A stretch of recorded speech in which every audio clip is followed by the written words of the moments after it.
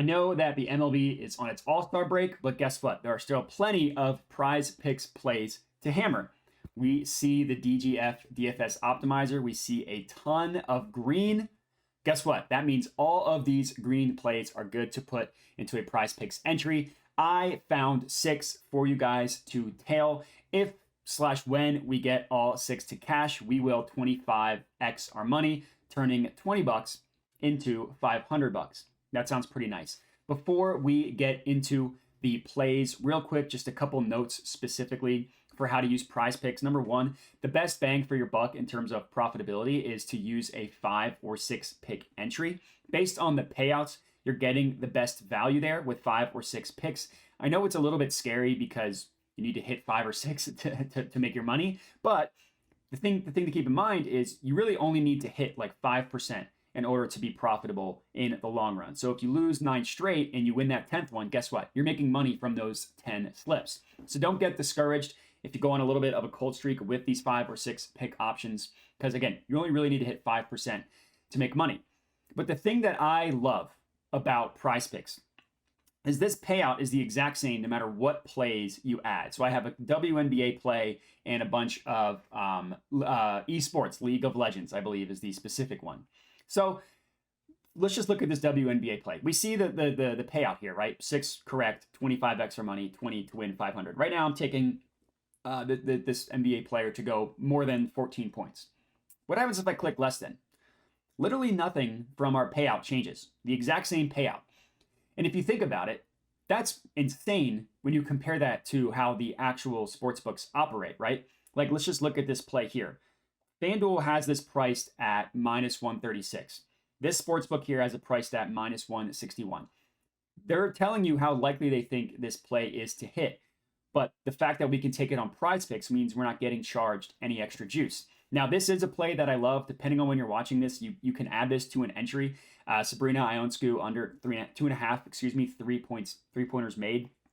The game starts in like 30 minutes from when I'm recording this, so I didn't want to add it to this specific entry, not giving a ton of time for people to get that in. All of these plays that I added, you'll have a couple hours to lock them in.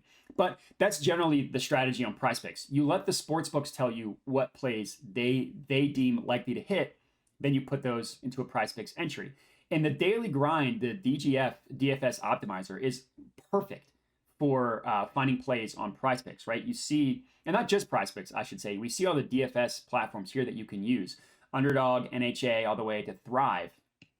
And it's pretty intuitive to use. The player name, well, that's who we're betting on. The stat, that's the stat we're taking.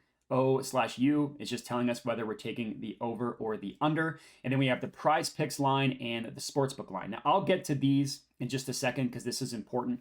But the most important thing to understand are these percent odds to hit and then the DGF logo here and then the odds under that. So basically the way it works is DGF, based on the sharp sportsbooks and kind of calculating all of where the sportsbooks have a play priced at, will calculate their own line for a market. And then that's what you see here, these odds, minus 198. And then they just convert these odds into a percent, giving us the percent odds to hit.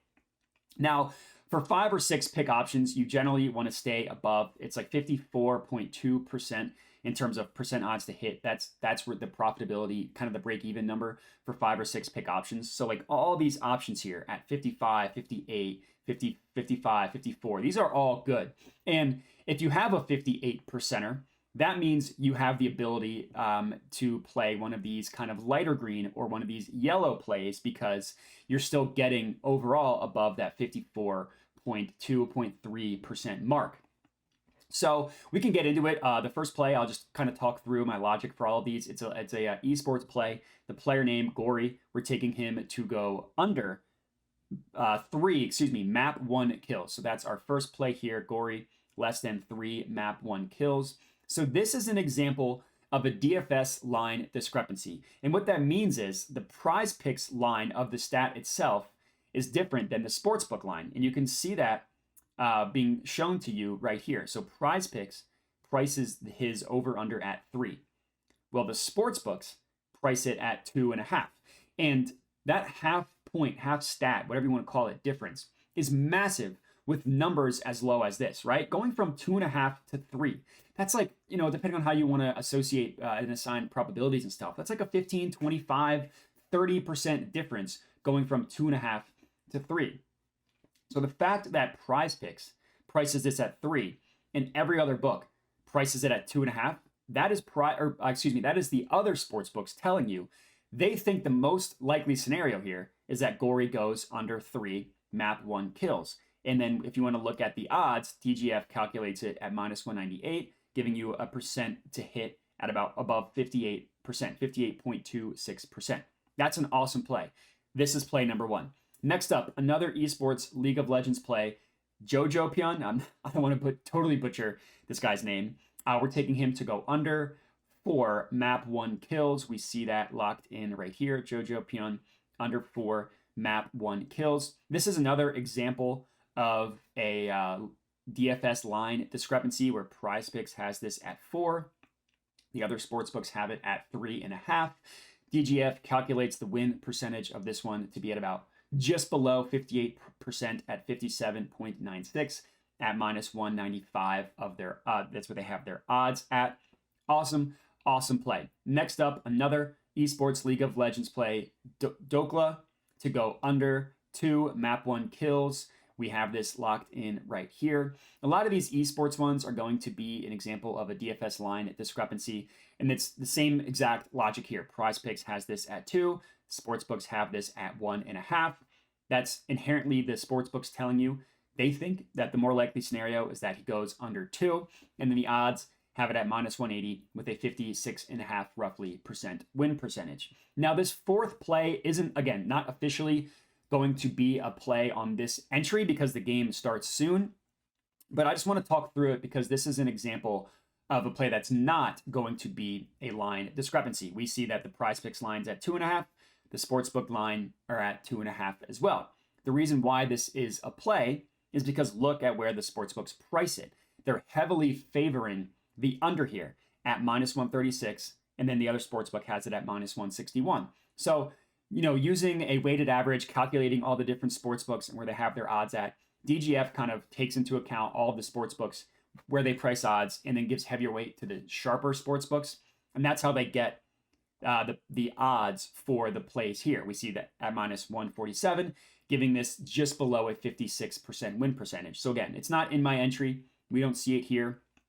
That's just because the game starts soon. You see the time here. Starts too soon. Not a lot of people would be able to tail it. But if you're watching this before the game starts, great play to put into an entry.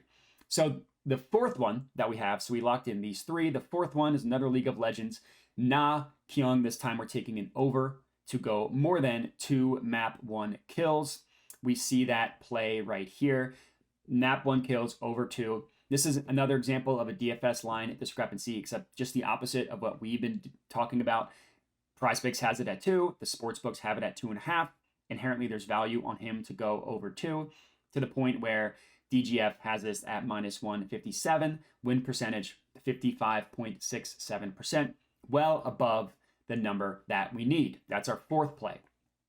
Our fifth one is Maxi to go more than 1.5 map 1 kills. That stat we see right here. Another DFS line discrepancy. Don't need to talk through it too much because we're just kind of repetitive at this point. PrizePicks 1.5. Sportsbooks have it at 2. Value on him to go over 1.5. Now, all of these other esports plays are still good. I just wanted to mix it up a little bit, and I added a WNBA play that starts a little bit later just to sweat out some WNBA action. All of these games start soon, so depending on when you're watching this, you could put all of these in an entry. I just wanted to give this one a little bit more shelf life.